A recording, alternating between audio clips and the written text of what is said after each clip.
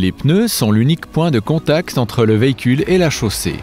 La topographie, le sous-sol, le climat et la vitesse sont en constante mutation. La mission du pneu est de fournir une tenue de route sûre et optimale en n'importe quelle situation.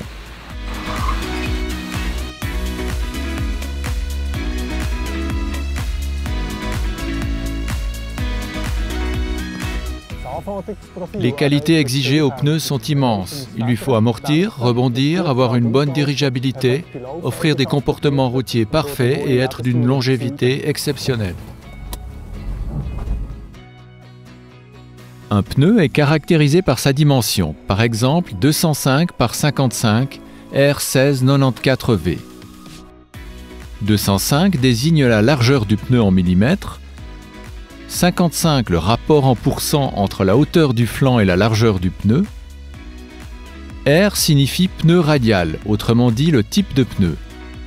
16 est le diamètre de la jante en pouces. 94 indique l'indice de charge, last index. Et V l'indice de vitesse.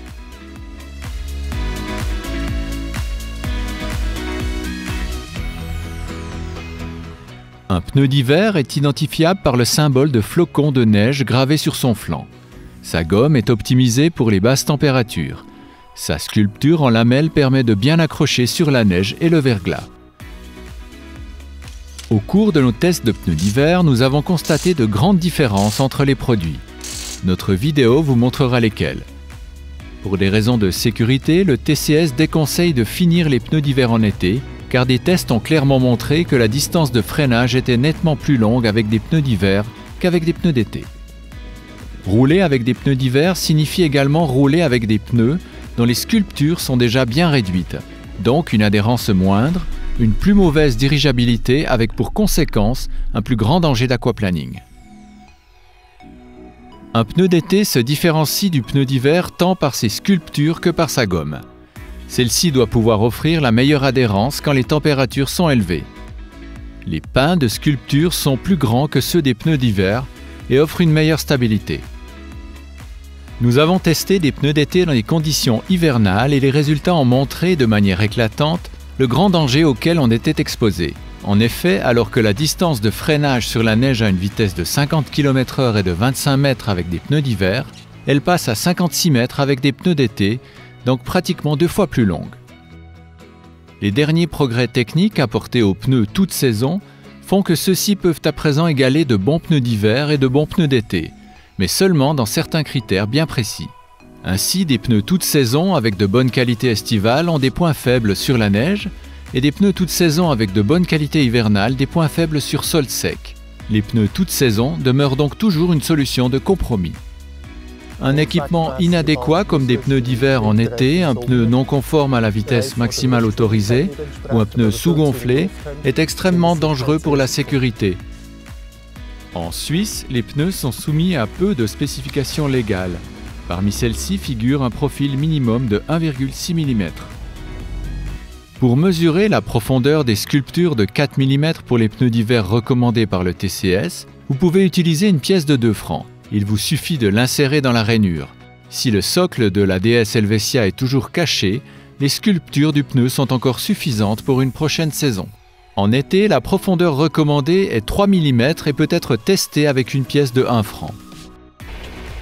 Les qualités routières du pneu dépendent non seulement de la profondeur de ses sculptures, mais aussi de son âge. Avec le temps, la gomme se durcit et devient cassante. Toutes les propriétés du pneu importantes pour la sécurité se dégradent, en particulier sur le moulier. Le numéro DOT au flanc montre l'âge du pneu. Les 4 derniers chiffres indiquent l'année et la semaine de fabrication. Le TCS déconseille de rouler avec des pneus âgés de plus de 8 ans.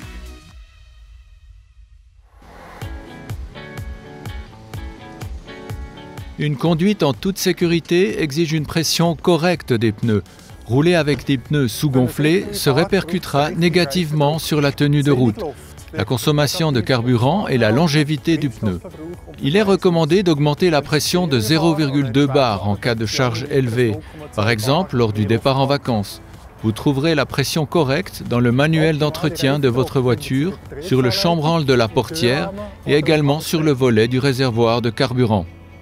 Certains constructeurs automobiles préconisent une suppression éco de 0,5 bar par rapport à la pression conseillée. Ceci améliore certes la tenue de route, mais atténue le confort routier et diminue la longévité. La pression de gonflage doit aussi être contrôlée régulièrement sur les véhicules équipés d'un système de la pression des pneus. Avant d'acheter un pneu, il vous faut d'abord bien définir vos propres besoins. Pour un automobiliste qui roule peu, la longévité du pneu jouera un moindre rôle. Par contre, si vous roulez beaucoup, le confort, la consommation et l'usure seront des critères importants pour choisir le meilleur pneu. Demandez conseil auprès de votre garagiste ou d'un commerçant de pneus. On trouve aussi en ligne un grand nombre d'offres très intéressantes. Cependant, passer commande sur Internet suppose être un grand connaisseur en pneus. L'étiquette européenne des pneus est obligatoire en Suisse depuis novembre 2012. Selon le TCS, ces 3 critères d'appréciation sont certes importants, mais d'autres propriétés du pneu doivent être prises en considération. Tous les résultats de tests de pneus figurent sur pneus.tcs.ch. Dans tous les cas, nous vous recommandons de comparer les offres complètes, à savoir englobant le prix du pneu, du montage et de la TVA. Le TCS conseille d'acheter des pneus et les services inhérents auprès du même fournisseur. Les pneus ne s'usent pas de la même façon sur les 2 essieux. En permutant les roues avant avec les roues arrière, vous remédierez à cet inconvénient. Mais attention, l'essieu arrière est l'essieu de direction et pour votre sécurité, les meilleurs pneus doivent toujours être montés à l'arrière. La différence de profondeur des sculptures entre les roues avant et les roues arrière ne doit pas être supérieure à 1 mm. Il est recommandé de faire équilibrer les pneus lors du passage des pneus d'été aux pneus d'hiver ou vice-versa, ce qui évitera des dommages à la suspension et au roulement de roues. Et pour finir, nos conseils sur le stockage des pneus. Des pneus démontés seront stockés debout, des pneus montés sur jantes empilées ou suspendus, sans oublier d'augmenter la pression de 0,4 bar.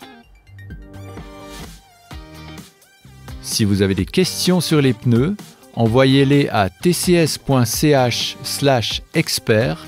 Nos experts techniques vous répondront volontiers. Le Touring Club Suisse vous souhaite bonne route en toute sécurité.